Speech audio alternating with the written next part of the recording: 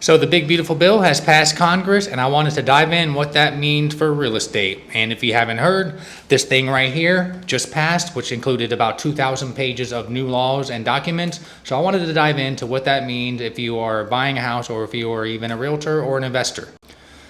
Now remember, this isn't everything, so do your own research, but here are a few things I wanted to point out that may be of interest to you.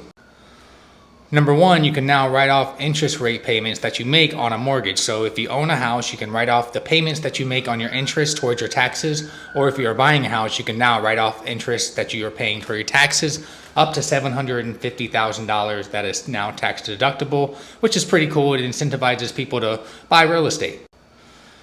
Number two, it prevented interest rates going up because it prevented a government shutdown by raising the debt ceiling by $5 trillion, which seems like a terrible idea. Why would we raise the debt ceiling by $5 trillion when we were already like over $35 trillion in debt? We need to lower that debt and not raise the ceiling. That's just my opinion, but it did prevent interest rates going up even more. And if you don't know, they're about 7% now, extremely high considering the prices of homes, property taxes, and insurance that people pay.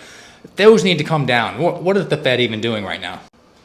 Number two, it's going to allow more building, so more people can build. It's going to increase housing supply, which is what we need because interest rates are really high and people aren't really buying right now. So to lower prices of houses, we need to increase the number of houses available for sale, and that would lower the price.